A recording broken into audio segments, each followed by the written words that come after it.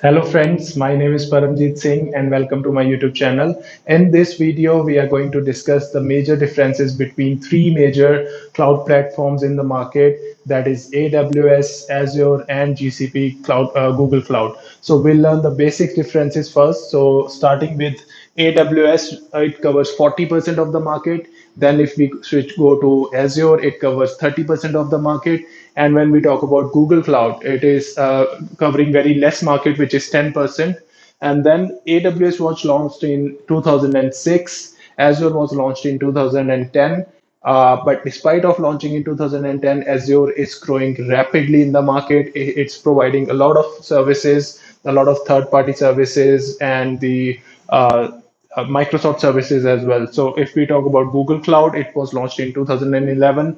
And now when we talk about AWS, we have more than 200 services. And in Azure, we have more than 100 services. And whereas Google Cloud provides more than 60 services. Now, if we talk about the availability zones, in case of AWS, we have 55 availability zones plus 8 more are coming up. And then in Azure, we have 44 availability zones and 12 more are coming up. Now, if we to go to Google Cloud, we have 18 availability zones and there are 3 more coming up. Now, when you take two virtual CPUs and 8 GB of RAM in AWS, it will cost you 69 US dollars per month. But when you talk about Azure, you take two virtual CPUs with 8 GB of RAM, it will cost you 70 US dollars per month. And in case of Google Cloud, it is a bit less. It is two virtual CPUs and 8 GB of RAM for only 52 US dollars per month.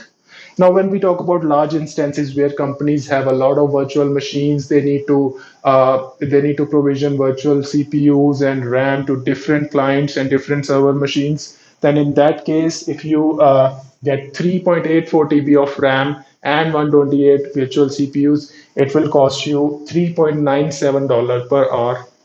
Now, when we go to Azure, if you take 3.89 TB of RAM and 128 virtual CPUs, it will cost you $3.97 per hour.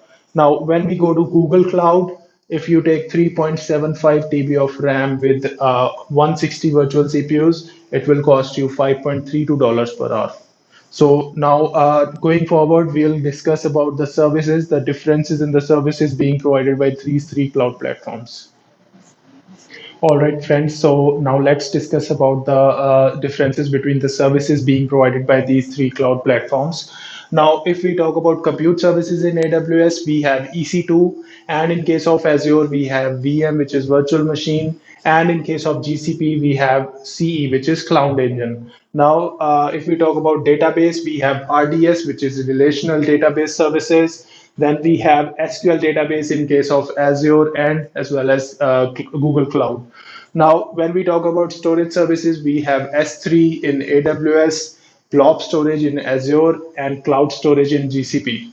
And then we have troubleshooting services, which is CloudTrail in case of AWS, Azure Operational Insights in Azure, and State Driver Login in Google Cloud. Now, when we move to monitoring services, we have CloudWatch in case of AWS, Azure Application Insights in Azure, and Stake Driver Monitoring in case of Google Cloud. Now, there are few companies which are availing the services of these three cloud platforms: Netflix, Airbnb, BMW, Samsung, Unilever, MI, Zynga, etc. These companies are availing services from AWS. Then we have Johnson Controls, Polycon, Adobe, HP, Fujifilm, Honeywell, etc. These companies are availing services from Azure. And now, when we talk about GCP, Google Cloud, there are HSBC, PayPal, 20th Century Fox, Bloomberg, Target, and Domino's, etc. So these are. Thank you so much for coming up to my channel. And if you have made it so far, please go ahead and subscribe the channel for daily updates and click the bell icon so that you get the notifications, and also like the video. And in the next video, we will discuss differences between availability zone and availability set. So stay tuned. Thank you.